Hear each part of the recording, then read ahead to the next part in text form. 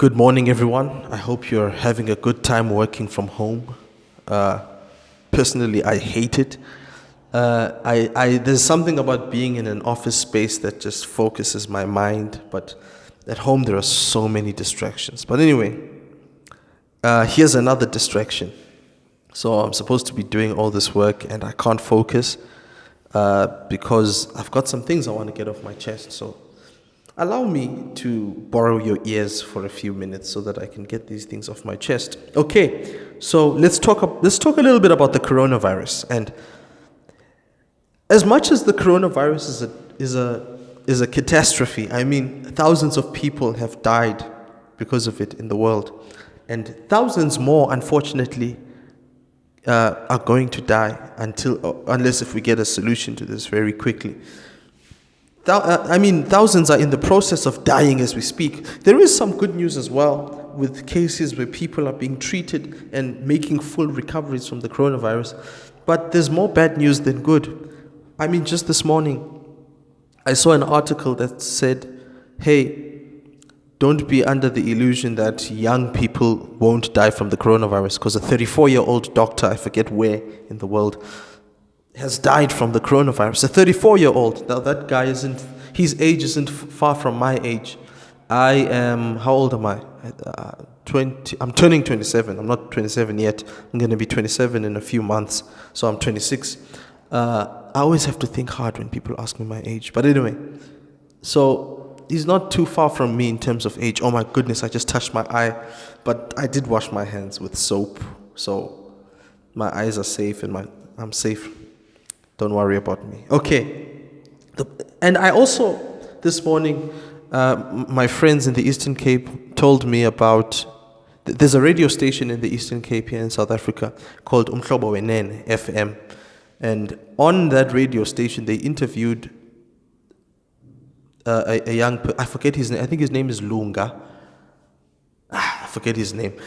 But he's a young man, a black man, who has the coronavirus in the Eastern Cape, I believe. I believe he's in the Eastern Cape. But anyway, which totally blows the theory out of the water that black people can't get the coronavirus. I mean, I've been watching people saying, hey, black people are immune to the coronavirus. Like, what sort of pseudoscience is that? Like, there's something about melanin that makes you immune to a virus that has completely nothing to do with melanin. Like, come on, people. Read some science. I know we're not scientists. I'm certainly not a scientist. The science is way out of my field of expertise, but you have to read up on these things or watch a video about it, for goodness sake. Okay, let me not get sidetracked. So, coronavirus. Things are dire, but there is hope, of course, but things are dire. But there is hope. We're not in complete darkness. Now, when I say things are dire, I've mentioned the deaths, the thousands of deaths that we already have, and the thousands more to come. Also, there's the global market, which is weakening, and a lot of catastrophe will come with that. The weakening of currencies and things like that.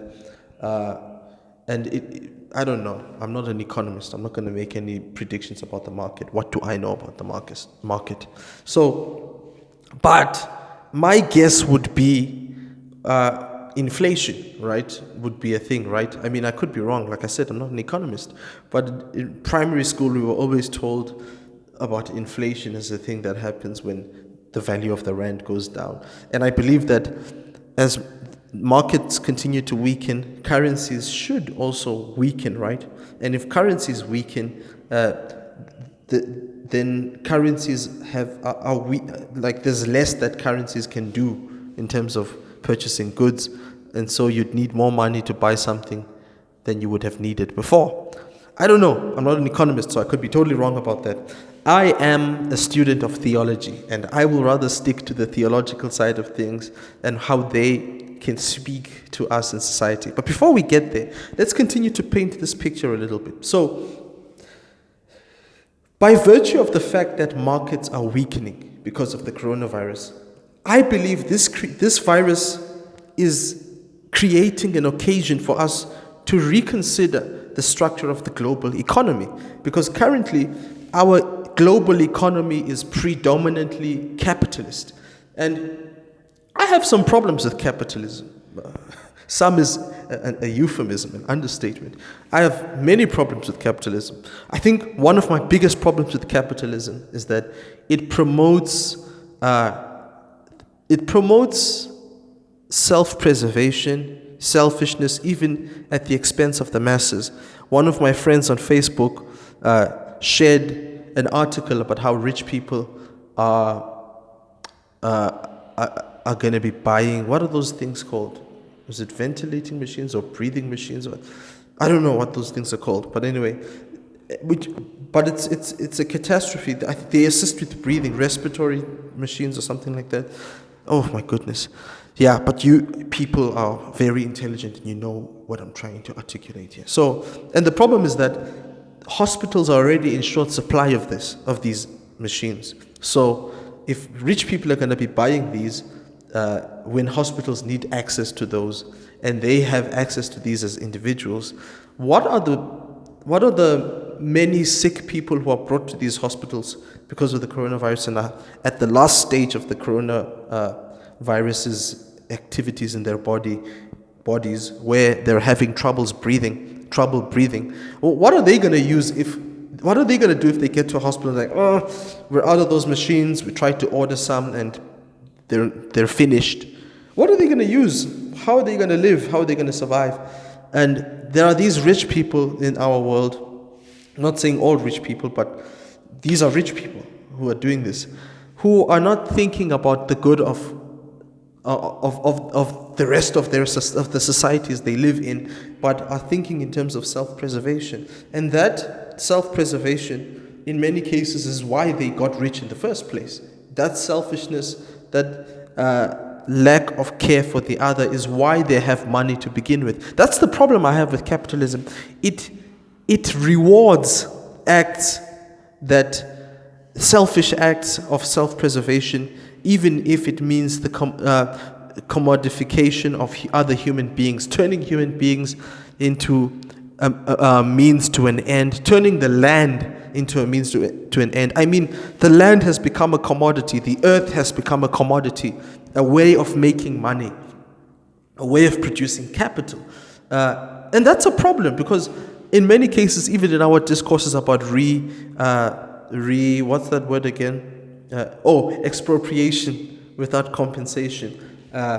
When I listen even to a lot of my fellow black people talk about what the aims are with obtaining land, we still haven't transcended this tendency to think of land as a commodity. Some of us, not all of us, others have. Okay, but the point I'm trying to make is that this is something that capitalism rewards, and the coronavirus is showing us that should we continue down that path, many more people are going to die.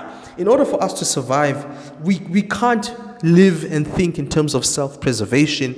We actually need to live and think in terms of solidarity, because in the case of the coronavirus, more than anything, what is going to determine our survival is what's going to determine my survival is how other people behave, and what's going to determine other people's survival is how I behave. It's not completely up to me. What do I mean by this? Well, we've been told to self-quarantine, to self-isolate so that we can decrease the risk of spreading this virus. How does that work? Well, number one, if you leave your house and go to the mall, someone or some people in the mall might be carriers of the coronavirus, and you could contract the virus, and everywhere you go, you then become a carrier, spreading the virus, coughing on tables that people are going to touch and then scratch their lips.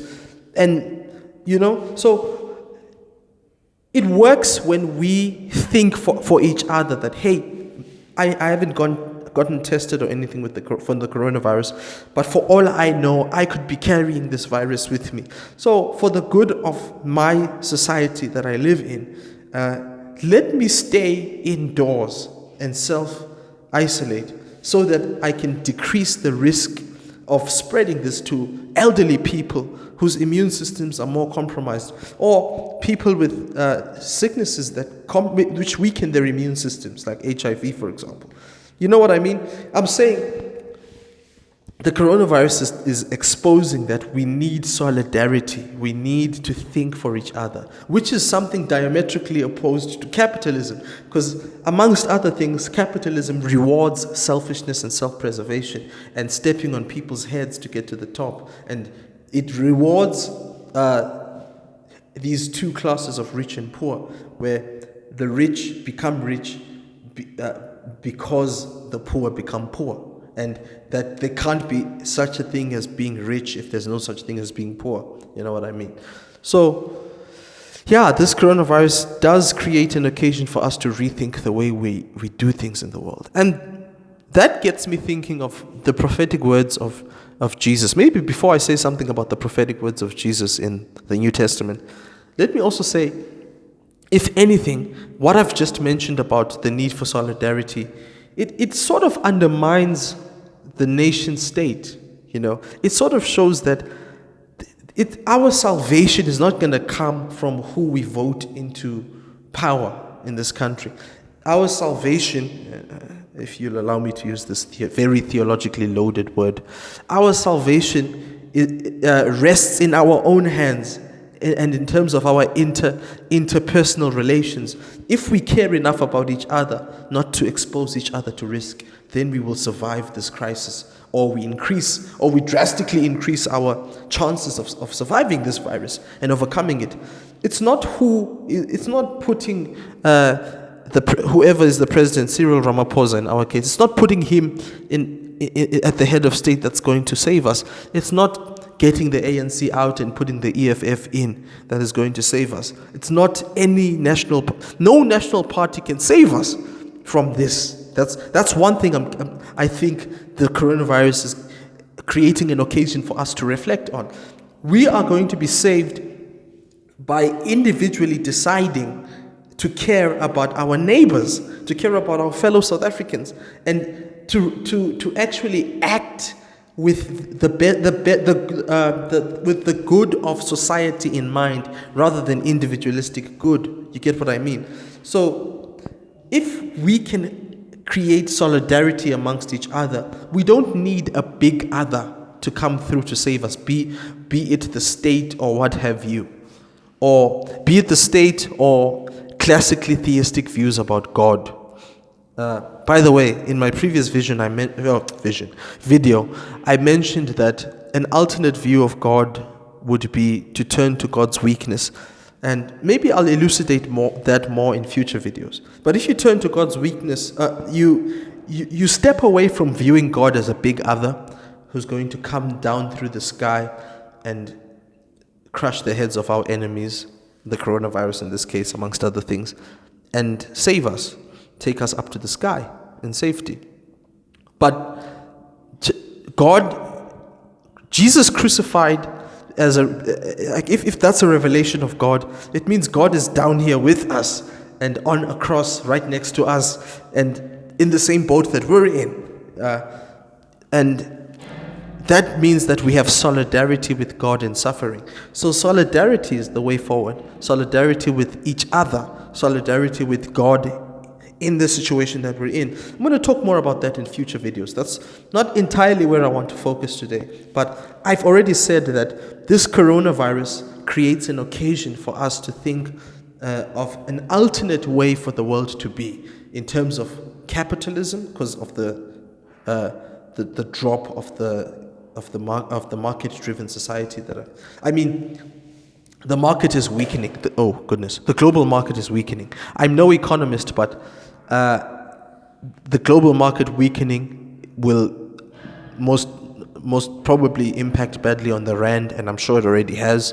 Haven't been following those things lately, which will in fact directly impact on our ability to buy goods. I mean, businesses are not operating at their normal hours. People are not entirely working. What am I saying? Most people are not working from home. Most people are not working at work and are working at home. And that introduces a whole lot of challenges because children are not going to school as well. So how are you going to work with those kids running around, right? I personally am not enjoying this whole working from home thing. There are just too many distractions. I enjoy being in an office, doing my work in the office, and then going home, leaving my work at the office, so that when I get home, it's home time to be with my family. But yeah, when you're here, when you're at home, things become difficult. But the point I was making is that we need a different way from capitalism. We need a different way from the nation state. You know what I mean? This virus is at the very least, telling us that we need to change the way we do things. We can't live the way we've lived up to now. It's not working. That selfishness of capitalism is going to get us killed, because self-preservation is not what we need. We need solidarity, global solidarity even. We need a healthcare system that will provide for everyone equally, because it doesn't help us that only those with medical aid would be treated. I'm not saying that that's how it is, or isn't, but a system where those with medical aid are the only ones who would be treated in the case of the coronavirus wouldn't help us, because those who are not treated are a danger to even those who have medical aid. You know what I mean?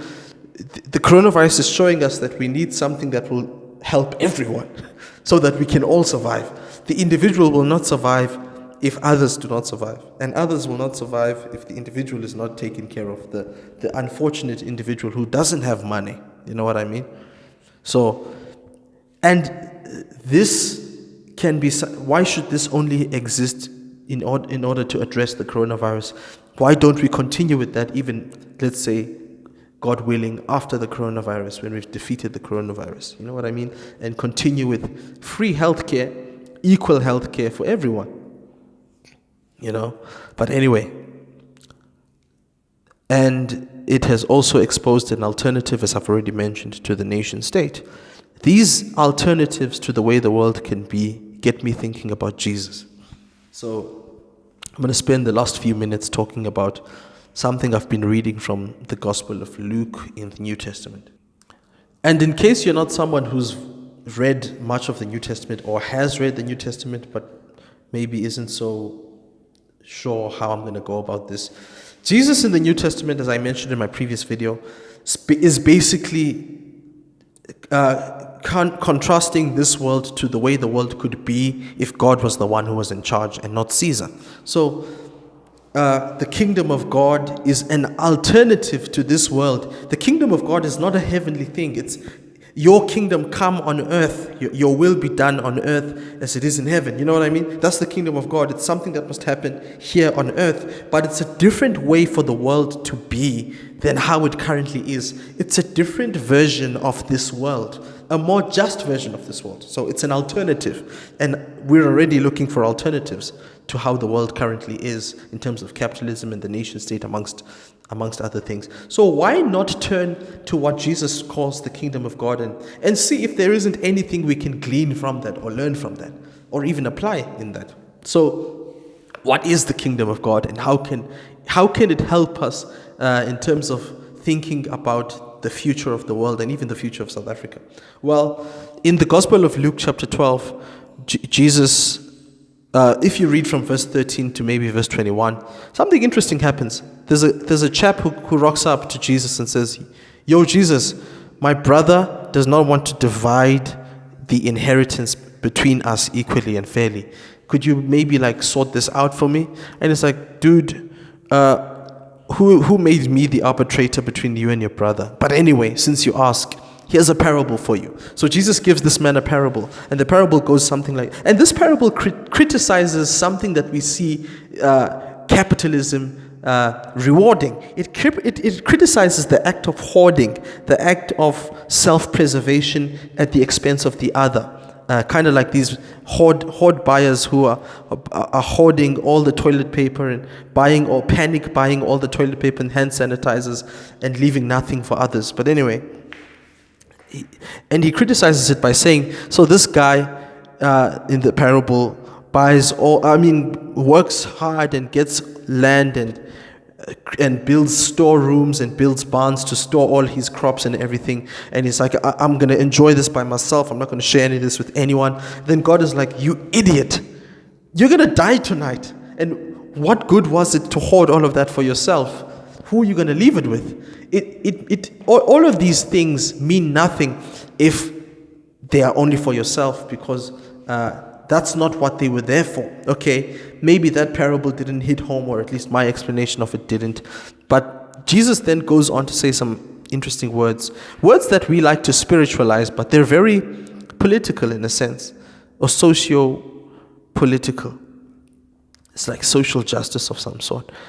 Let me read some of these. Jesus says, this is verse 22 of, Luke chapter 12, verse 22, going down. I don't know where I'm going to stop reading. But anyway, and he said to his disciples, "For this reason I say to you, do not worry about your life as to what you will eat, nor for your body as to what you will put on." Verse 23, "For life is more than food, and the body more than clothing." Verse 24, "Consider the ravens, for they neither sow nor reap. They have no storeroom nor barn, and yet God feeds them. How much more valuable are you than the birds?" Now, something I find interesting, he says life is more important than food, and the body is more important than clothing. So don't worry about your life. Jesus is not saying be lazy. He says consider the raven. It doesn't plant, it doesn't harvest, yet it eats. But ravens are not lazy. Ravens work. Then what is Jesus saying? Jesus is not saying don't just sit on your butt and do nothing. No. Jesus is saying don't worry about your life. What does that mean?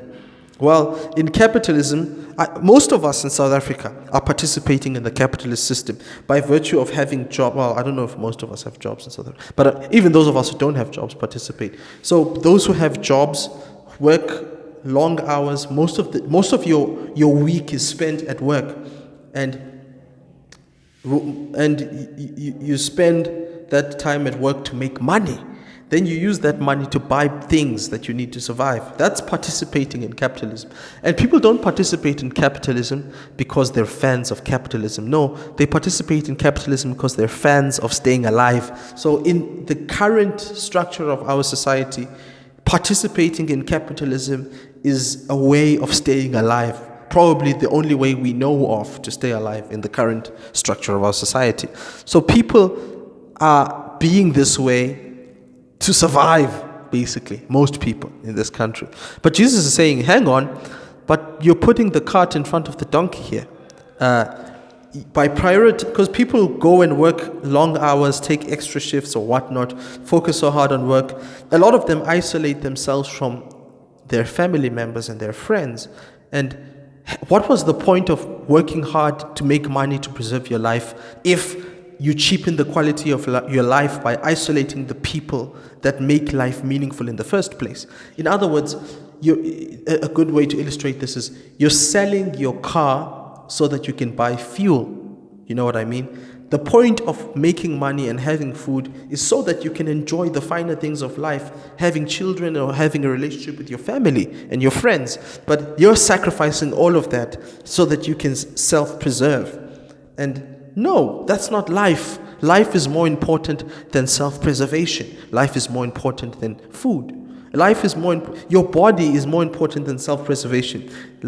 Your body is more important than clothing.